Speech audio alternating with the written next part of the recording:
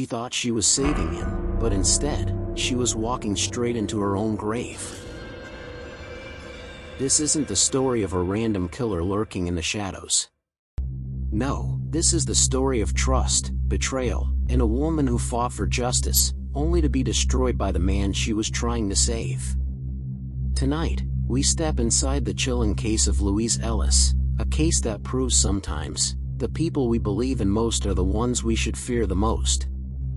If you're drawn to the darkest corners of true crime, to stories where compassion collides with horror, you're in the right place. Make sure to subscribe and turn on the bell, because each week, we uncover real stories that will haunt you long after the screen goes dark. They say the most dangerous monsters are the ones we invite inside. They don't kick down doors, or arrive with threats carved into their faces. They smile. They reassure. They make you believe they've changed. And sometimes, they convince you so completely that you give them not only your trust, but your freedom, your money, your very life. In the spring of 1995, in Ottawa, Canada, a woman named Louise Ellis extended that kind of trust. She believed in redemption. She believed in helping people rebuild. She believed that second chances mattered. And she believed in a man who, by every warning sign, was the kind of person second chances were wasted on. Her name was Louise. His was Brett Morgan. And the way their lives collided would become a story of hope weaponized, trust shattered, and a betrayal so cruel it felt almost scripted. Louise Ellis was 46 years old when the storm began to gather around her life. She lived simply, and she worked as a freelance journalist. People described her as warm, funny, and empathetic, someone who paid attention to small details that others overlooked. She had a way of noticing people on the margins, the ones who didn't quite fit in. That was her gift. But sometimes, gifts can also be weaknesses. Louise believed people could change. She believed even the most broken lives could be rebuilt with the right kind of support. And when she crossed paths with Brett Morgan, she saw someone she thought she could help. Brett wasn't a stranger to the system. His past was a collection of bad decisions, violent outbursts, and time behind bars. But he could be charming when he wanted to be. He knew how to hide the darker edges of himself, how to make his voice softer, how to tell stories that made him seem misunderstood rather than dangerous. And Louise, well, she listened. She told friends she believed Brett had been treated unfairly, that he wasn't as bad as people painted him to be. She started writing to him, supporting him, speaking to others on his behalf. Letters turned into visits. Visits turned into trust. And when Brett was finally released, it wasn't long before he was living in Louise's home. To outsiders, it might have looked unusual. A respected woman in her 40s, opening her life to a man with a violent record. But Louise brushed off concerns. She said she believed in him. She wanted to help him start fresh. She wanted to believe her faith in people wasn't misplaced. For a while, Brett played the part. He could be attentive, even tender. He thanked Louise for giving him a chance, for seeing something in him no one else did. And she, ever hopeful, clung to that. But it didn't take long for cracks to show. Behind closed doors, Brett wasn't just the grateful man she thought she had saved. He had a temper, a streak of manipulation that ran deep, and a way of twisting situations so that Louise often ended up doubting herself. Arguments began to creep into their home. Money started to disappear. Louise was lending him more than she could afford. And though she rarely admitted it out loud, friends began to notice the strain. Still, she didn't give up. She held on to the belief that helping Brett meant enduring some turbulence. After all, wasn't that what second chances were about? Standing by someone even when they stumbled? But with Brett, the stumbles weren't accidents. They were patterns. And those patterns were about to turn deadly. April 22nd, 1995. It was an ordinary Saturday, the kind of day that should have passed without consequence. Louise packed an overnight bag. She told Brett she was going to visit her former partner, a man she remained on good terms with. It was supposed to be a simple visit, nothing unusual. But Louise never arrived. Hours later, her car was found near the small town of Wakefield. It looked carefully staged, locked doors, belongings left inside, fuel in the tank, the kind of detail that suggests not disappearance, but performance. A scene crafted to point suspicion somewhere else. For friends and loved ones, panic began to creep in. Louise wasn't careless. She wasn't the type to vanish without a word. And yet, here was her car, sitting abandoned like a question no one could answer. And then there was Brett. He didn't retreat into silence. He didn't hide. Instead, he went public. He wept openly. He organized searches. He begged anyone with information to come forward. He spoke of how much Louise meant to him, how desperately he needed her back. To the untrained eye, he was a man shattered by grief. To some, he even seemed noble, refusing to give up on the woman he loved. But beneath the surface, something didn't sit right. Among those who watched Brett closely was a young woman named Marie Parent, an aspiring private investigator. She couldn't shake the feeling that something about his grief felt rehearsed. As though he were reading from a script, trying to convince everyone else, and maybe even himself, that he was heartbroken. So she did something extraordinary. She stepped into his orbit. She introduced herself, gently, as someone who wanted to help. She offered support, sympathy, an ear to listen. And Brett, craving attention and validation, let her in. What he didn't know was that Marie wasn't just listening. She was studying him. Measuring his words. Noticing the inconsistencies. Watching how quickly his emotions shifted, how his charm turned on and off like a switch. And slowly, carefully, she began to see through him. The weeks dragged on, and the city held its breath. Where was Louise? Had she run away? Had someone harmed her? Was Brett truly the devoted partner he appeared to be?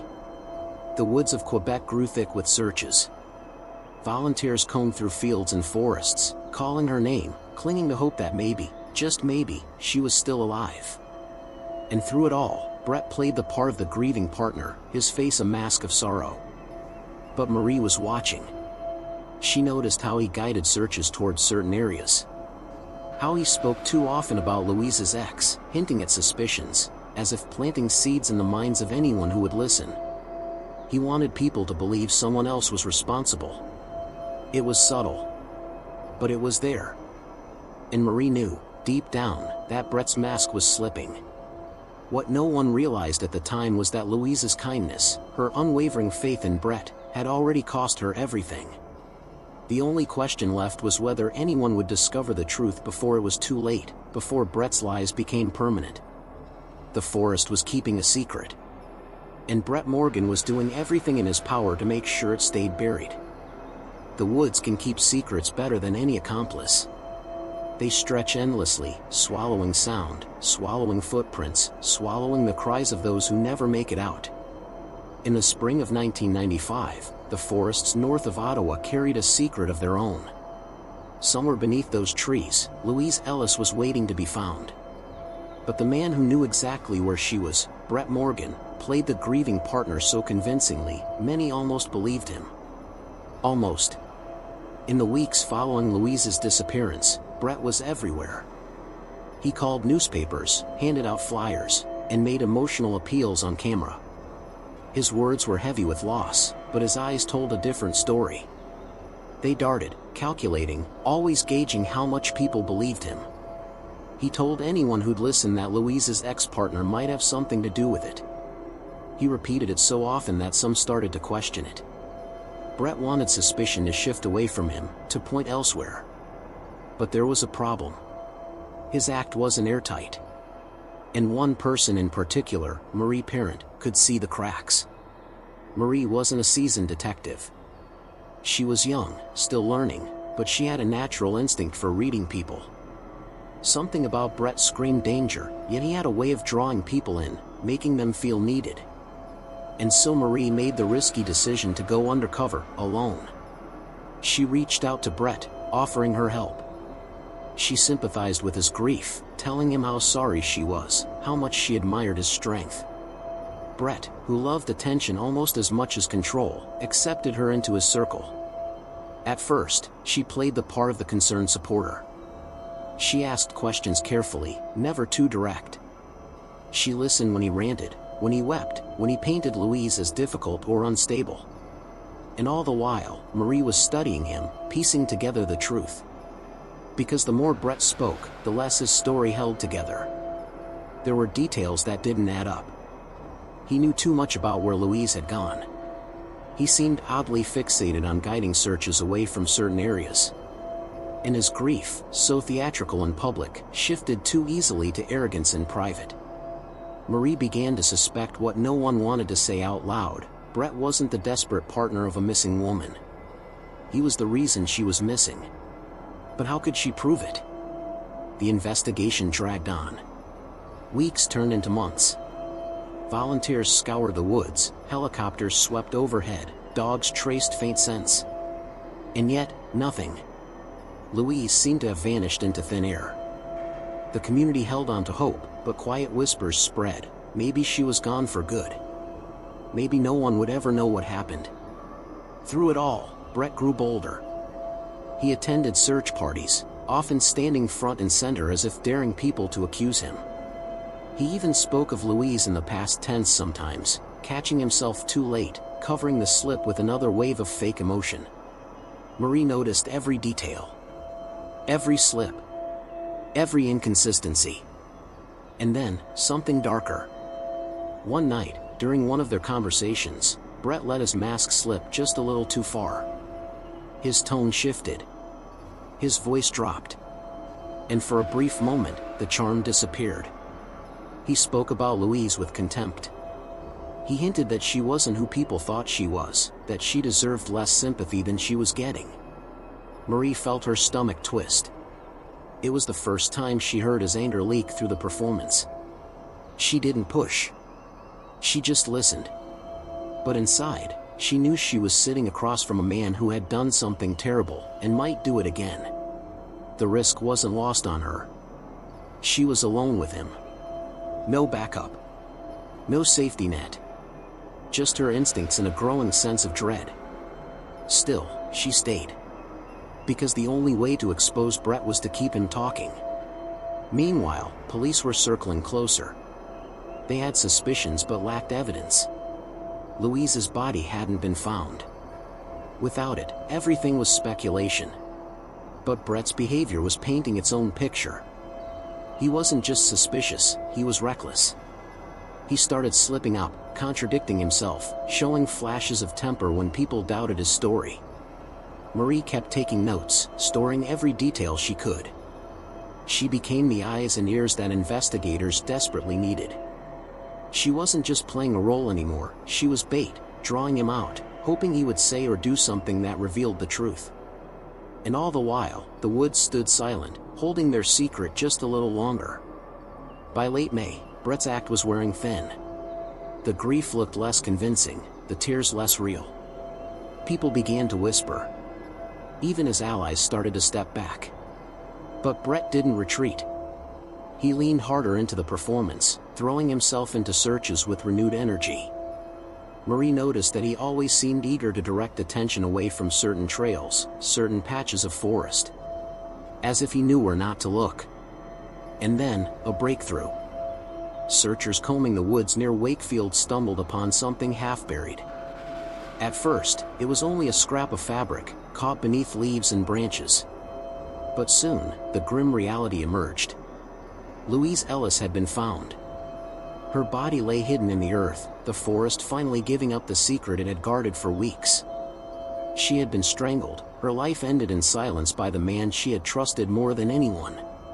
The discovery confirmed what Marie had feared all along. Brett Morgan hadn't just taken advantage of Louise's kindness, he had exploited it to the very end, then snuffed it out when it no longer served him.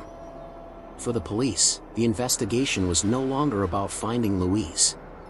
It was about proving Brett had killed her. For Marie, the game of deception grew even more dangerous. Because now she knew, beyond any doubt, that the man she was sitting across from was a murderer. But Brett wasn't finished yet. And neither was Marie. the most dangerous part of this story was still to come. Trust is the sharpest weapon.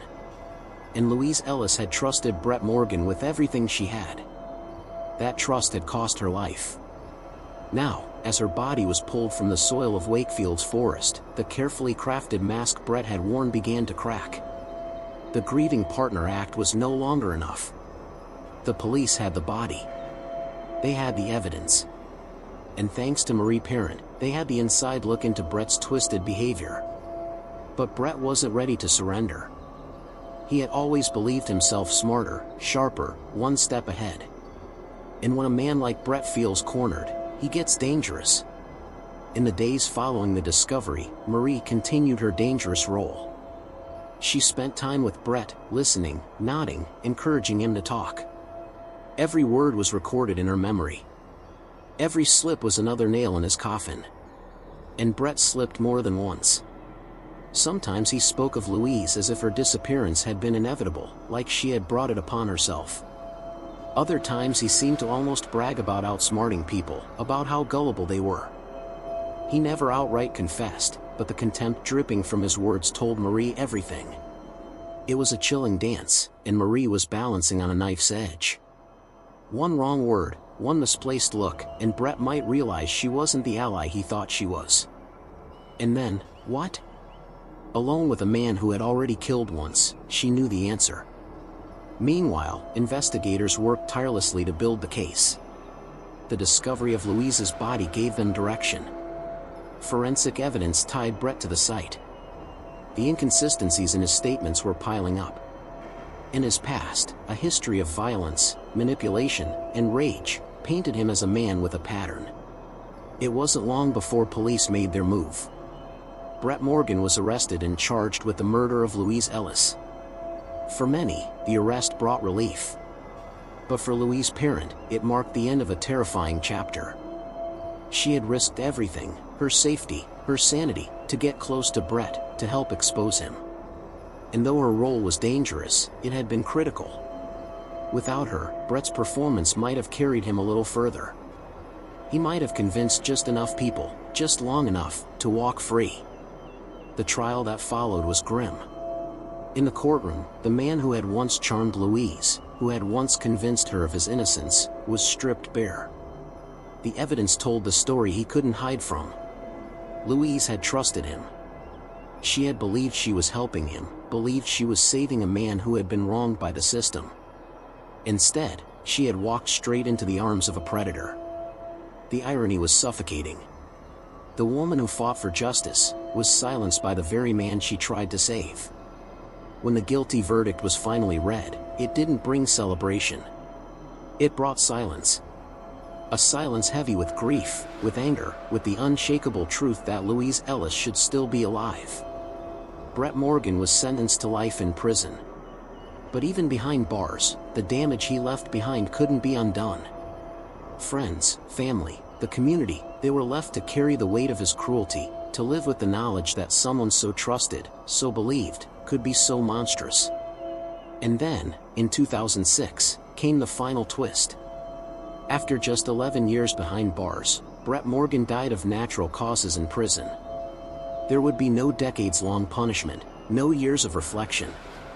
His life ended abruptly, almost quietly, leaving behind a trail of destruction and pain. For some, his death was a relief. For others, it was far too merciful. Louise Ellis would never grow old. She would never write another article, never laugh with friends, never see justice fully serve its course. Her story ended in the shadow of a man who had convinced her he deserved saving. Louise was more than a victim. She was a woman of compassion, a woman who believed in second chances. She believed in justice, even when it meant fighting uphill battles. Louise didn't just fall in love with Brett Morgan. She fell into his performance, his manipulation, his lies. And when the mask finally slipped, it was too late. Her story is a warning, one written in blood and betrayal. Trust is powerful. But in the wrong hands, it can be fatal. This was the story of Louise Ellis. A woman killed not by a stranger, but by the man she was trying to save.